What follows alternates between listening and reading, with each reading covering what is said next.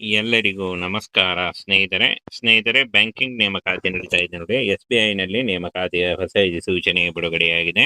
Both male and female ಪುರುಷ ಮತ್ತು ಮಹಿಳಾ ಅಭ್ಯರ್ಥಿಗಳು ಇಬ್ರು ಅರ್ಜಿಗಳನ್ನ ಸಲ್ಲಿಸಬಹುದು. ಸಂಪೂರ್ಣವಾಗಿ ಸರ್ಕಾರಿ ಉದ್ಯೋಗಗಳು ಮತ್ತು ಈ ಒಂದು ಹುದ್ದೆಗಳು ಕಾಯಂ ಉದ್ಯೋಗಗಳಾಗಿರ್ತವೆ ನೋಡಿ. PUC ಮತ್ತು ಯಾವುದೇ ಪದವಿ ಮಾಡ್ಕೊಂಡಿದ್ರು ನೀವು ಬ್ಯಾಂಕಿಂಗ್ ಉದ್ಯೋಗವನ್ನ ಪಡೆದುಕೊಳ್ಳಬಹುದಾಗಿರುತ್ತೆ ಫ್ರೆಂಡ್ಸ್. ಹಾಗೆ ಇಲ್ಲಿ 1500 ಹುದ್ದೆಗಳಿದ್ದಾವೆ ನೋಡಿ. ಈ ಒಂದು 1500 ಹುದ್ದೆಗಳಿಗೆ ನೇಮಕಾತಿಯ ಒಂದು ಹೊಸ ಸೂಚನೆ ಬಿಡುಗಡೆಯಾಗಿದೆ. ಫ್ರೆಂಡ್ಸ್, ಈ ಒಂದು ಹುದ್ದೆಗಳ ಬಗ್ಗೆ ನೋಡಿ, ವಯೋಮಿತಿ, ಸಂಬಳ, ಅರ್ಜಿ ಸಲ್ಲಿಸುವ ಸಂಪೂರ್ಣ ಮಾಹಿತಿ ವಿಡಿಯೋದಲ್ಲಿ ಇರುತ್ತೆ. ವಿಡಿಯೋನ ಕೊನೆವರೆಗೆ ನೋಡಿ. ಹಾಗೇನ ಈ ಒಂದು ವಿಡಿಯೋನ ನೋಡ್ತಾ ಇರುವವರು ಚಾನೆಲ್ನ ಸಬ್ಸ್ಕ್ರೈಬ್ ಮಾಡ್ಕೊಳ್ಳಿಲ್ಲ ಅಂದ್ರೆ ಈಗಲೇ ನಮ್ಮ ಚಾನೆಲ್ನ ಸಬ್ಸ್ಕ್ರೈಬ್ ಮಾಡ್ಕೊಳ್ಳಿ, ಇದೇ ರೀತಿಯ ಉದ್ಯೋಗಗಳಿಗಾಗಿ. ಫ್ರೆಂಡ್ಸ್ ನೋಡಿ, ಎನಿ ಡಿಗ್ರಿ ಮತ್ತು PUC ಮಾಡಿದಂಥ ಅಭ್ಯರ್ಥಿಗಳಿಗೆ PO ಪ್ರೊಬೆಷನರಿ ಆಫೀಸರ್ ಹುದ್ದೆಗಳಿಗೆ ನೇಮಕಾತಿ ನಡೀತಾ ಇದೆ ನೋಡಿ. ಫ್ರೆಂಡ್ಸ್, ಅಲ್ಲಿ ಕಾಣಿಸ್ತಾ ಇದೆ ನೋಡಿ, ಸ್ಟೇಟ್ ಬ್ಯಾಂಕ್ ಆಫ್ ಇಂಡಿಯಾ ನೇಮಕಾತಿ ಆಗಿರುತ್ತೆ. ಹುದ್ದೆ ಹೆಸರು ಪ್ರೊಬೆಷನರಿ ಆಫೀಸರ್. ಈ ಒಂದು ಹುದ್ದೆಗಳಿಗೆ ನೇಮಕಾತಿ ನಡೀತಾ ಇದೆ. ಆಲ್ ಇಂಡಿಯಾ ನೇಮಕಾತಿ ಇರುತ್ತೆ. ಕರ್ನಾಟಕದಲ್ಲೂ ಕೂಡ ಹುದ್ದೆಗಳಿದ್ದಾವೆ ನೋಡಿ. ಕರ್ನಾಟಕದಲ್ಲಿ ಕೂಡ ಈ ಒಂದು ಹುದ್ದೆಗಳಿದ್ದಾವೆ. ಟೋಟಲ್ ಆಗಿ 1500 ಹುದ್ದೆಗಳಿಗೆ ಹೊಸ ಸೂಚನೆಯನ್ನ ಕರೆಯಲಾಗಿದೆ ನೋಡಿ. ಇನ್ನ ವೇತನ ಶ್ರೇಣಿಯನ್ನು ನೋಡೋದಾದ್ರೆ 48,480ರಿಂದ 85,920 ಪರ್ ಮಂತ್ ಸ್ಯಾಲರಿ ಆಗಿರುತ್ತೆ ನೋಡಿ.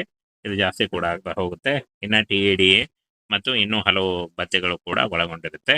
ಇನ್ನು ಶೈಕ್ಷಣಿಕ ಅರ್ಹತೆಯನ್ನು ನೋಡೋದಾದ್ರೆ ನೋಡಿ, ಯಾವುದೇ ಡಿಗ್ರಿ, ಎನಿ ಡಿಗ್ರಿ, CA ಅಥವಾ ಗ್ರಾಜುಯೇಷನ್ ಮಾಡಿದಂಥ ಅಭ್ಯರ್ಥಿಗಳು ಈ ಒಂದು ಹುದ್ದೆಗಳಿಗೆ ಅರ್ಜಿಗಳನ್ನ ಸಲ್ಲಿಸಬಹುದಾಗಿರುತ್ತೆ. ಆನ್ಲೈನ್ ಅರ್ಜಿಗಳನ್ನ ಸಲ್ಲಿಸಬೇಕಾಗುತ್ತೆ. ಆನ್ಲೈನ್ ಅಪ್ಲಿಕೇಶನ್ ಫಾರ್ಮ್ ಅನ್ನ ಫಿಲ್ ಮಾಡ್ಕೊಳ್ಬೇಕಾಗುತ್ತೆ. ಹಾಗೆ ಇನ್ನು ವಯೋಮಿತಿಯನ್ನು ನೋಡೋದಾದ್ರೆ 21ರಿಂದ 30 ವರ್ಷದ ಒಳಗಿನವರು ಅರ್ಜಿಗಳನ್ನ ಸಲ್ಲಿಸಬಹುದು. OBC ಅಭ್ಯರ್ಥಿಗಳಿಗೆ 3 ವರ್ಷ, SC ಫ್ರೆಂಡ್ಸ್, ವಯೋಮಿತಿಯನ್ನು ನೋಡೋದಾದ್ರೆ 21ರಿಂದ 30 ವರ್ಷದ ಒಳಗಿನವರು ಅರ್ಜಿಗಳನ್ನ ಸಲ್ಲಿಸಬಹುದು.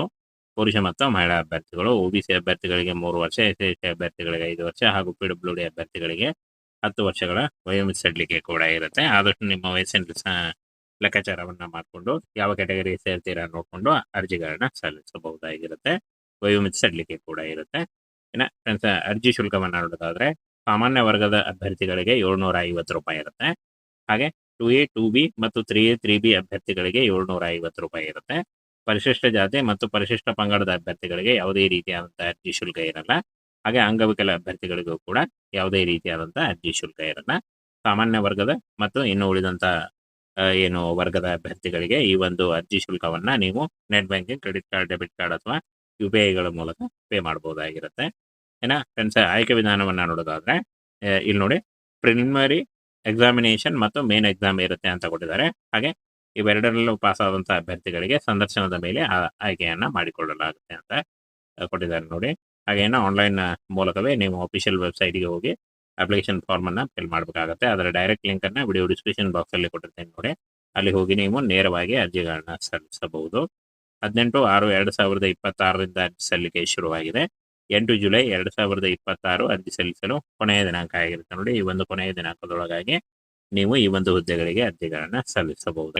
ಸ್ನೇಹಿತರೆ, ಬ್ಯಾಂಕಿಂಗ್ ನೇಮಕಾತಿ ನಡೀತಾ ಇದೆ ನೋಡಿ. SBI ನಲ್ಲಿ ನೇಮಕಾತಿಯ ಹೊಸ ಸೂಚನೆ ಬಿಡುಗಡೆಯಾಗಿದೆ. ಬೋತ್ ಮೇಲ್ ಅಂಡ್ ಫಿಮೇಲ್ ಪುರುಷ ಮತ್ತು ಮಹಿಳಾ ಅಭ್ಯರ್ಥಿಗಳು ಇಬ್ರು ಅರ್ಜಿಗಳನ್ನ ಸಲ್ಲಿಸಬಹುದು. ಸಂಪೂರ್ಣವಾಗಿ ಸರ್ಕಾರಿ ಉದ್ಯೋಗಗಳು ಮತ್ತು ಈ ಒಂದು ಹುದ್ದೆಗಳು ಕಾಯಂ ಉದ್ಯೋಗಗಳಾಗಿರ್ತವೆ ನೋಡಿ. PUC ಮತ್ತು ಯಾವುದೇ ಪದವಿ ಮಾಡ್ಕೊಂಡಿದ್ರು ನೀವು ಬ್ಯಾಂಕಿಂಗ್ ಉದ್ಯೋಗವನ್ನ ಪಡೆದುಕೊಳ್ಳಬಹುದಾಗಿರುತ್ತೆ ಫ್ರೆಂಡ್ಸ್. ಹಾಗೆ ಇಲ್ಲಿ 1500 ಹುದ್ದೆಗಳಿದ್ದಾವೆ ನೋಡಿ. ಈ ಒಂದು 1500 ಹುದ್ದೆಗಳಿಗೆ ನೇಮಕಾತಿಯ ಒಂದು ಹೊಸ ಸೂಚನೆ ಬಿಡುಗಡೆಯಾಗಿದೆ ಫ್ರೆಂಡ್ಸ್. ಈ ಒಂದು ಹುದ್ದೆಗಳ ಬಗ್ಗೆ ನೋಡಿ, ವಯೋಮಿತಿ, ಸಂಬಳ, ಅರ್ಜಿ ಸಲ್ಲಿಸುವ ಸಂಪೂರ್ಣ ಮಾಹಿತಿ ವಿಡಿಯೋದಲ್ಲಿ ಇರುತ್ತೆ. ವಿಡಿಯೋನ ಕೊನೆವರೆಗೆ ನೋಡಿ. ಹಾಗೇನ ಈ ಒಂದು ವಿಡಿಯೋನ ನೋಡ್ತಾ ಇರುವವರು ಚಾನೆಲ್ನ ಸಬ್ಸ್ಕ್ರೈಬ್ ಮಾಡ್ಕೊಳ್ಳಿಲ್ಲ ಅಂದ್ರೆ ಈಗಲೇ ನಮ್ಮ ಚಾನೆಲ್ನ ಸಬ್ಸ್ಕ್ರೈಬ್ ಮಾಡ್ಕೊಳ್ಳಿ, ಇದೇ ರೀತಿಯ ಉದ್ಯೋಗಗಳಿಗಾಗಿ. ಫ್ರೆಂಡ್ಸ್ ನೋಡಿ, ಎನಿ ಡಿಗ್ರಿ ಮತ್ತು PUC ಮಾಡಿದಂಥ ಅಭ್ಯರ್ಥಿಗಳಿಗೆ PO ಪ್ರೊಬೆಷನರಿ ಆಫೀಸರ್ ಹುದ್ದೆಗಳಿಗೆ ನೇಮಕಾತಿ ನಡೀತಾ ಇದೆ ನೋಡಿ. ಫ್ರೆಂಡ್ಸ್, ಅಲ್ಲಿ ಕಾಣಿಸ್ತಾ ಇದೆ ನೋಡಿ, ಸ್ಟೇಟ್ ಬ್ಯಾಂಕ್ ಆಫ್ ಇಂಡಿಯಾ ನೇಮಕಾತಿ ಆಗಿರುತ್ತೆ. ಹುದ್ದೆ ಹೆಸರು ಪ್ರೊಬೆಷನರಿ ಆಫೀಸರ್. ಈ ಒಂದು ಹುದ್ದೆಗಳಿಗೆ ನೇಮಕಾತಿ ನಡೀತಾ ಇದೆ. ಆಲ್ ಇಂಡಿಯಾ ನೇಮಕಾತಿ ಇರುತ್ತೆ. ಕರ್ನಾಟಕದಲ್ಲೂ ಕೂಡ ಹುದ್ದೆಗಳಿದ್ದಾವೆ ನೋಡಿ. ಕರ್ನಾಟಕದಲ್ಲಿ ಕೂಡ ಈ ಒಂದು ಹುದ್ದೆಗಳಿದ್ದಾವೆ. ಟೋಟಲ್ ಆಗಿ 1500 ಹುದ್ದೆಗಳಿಗೆ ಹೊಸ ಸೂಚನೆಯನ್ನ ಕರೆಯಲಾಗಿದೆ ನೋಡಿ. ಇನ್ನ ವೇತನ ಶ್ರೇಣಿಯನ್ನು ನೋಡೋದಾದ್ರೆ 48,480ರಿಂದ 85,920 ಪರ್ ಮಂತ್ ಸ್ಯಾಲರಿ ಆಗಿರುತ್ತೆ ನೋಡಿ. ಇದು ಜಾಸ್ತಿ ಕೂಡ ಆಗ್ತಾ ಹೋಗುತ್ತೆ. ಇನ್ನು TADA ಮತ್ತು ಇನ್ನೂ ಹಲವು ಭತ್ಯೆಗಳು ಕೂಡ ಒಳಗೊಂಡಿರುತ್ತೆ. ಇನ್ನು ಶೈಕ್ಷಣಿಕ ಅರ್ಹತೆಯನ್ನು ನೋಡೋದಾದ್ರೆ ನೋಡಿ, ಯಾವುದೇ ಡಿಗ್ರಿ, ಎನಿ ಡಿಗ್ರಿ, CA ಅಥವಾ ಗ್ರಾಜುಯೇಷನ್ ಮಾಡಿದಂಥ ಅಭ್ಯರ್ಥಿಗಳು ಈ ಒಂದು ಹುದ್ದೆಗಳಿಗೆ ಅರ್ಜಿಗಳನ್ನು ಸಲ್ಲಿಸಬಹುದಾಗಿರುತ್ತೆ. ಆನ್ಲೈನ್ ಅರ್ಜಿಗಳನ್ನ ಸಲ್ಲಿಸಬೇಕಾಗುತ್ತೆ. ಆನ್ಲೈನ್ ಅಪ್ಲಿಕೇಶನ್ ಫಾರ್ಮನ್ನು ಫಿಲ್ ಮಾಡ್ಕೊಳ್ಬೇಕಾಗುತ್ತೆ.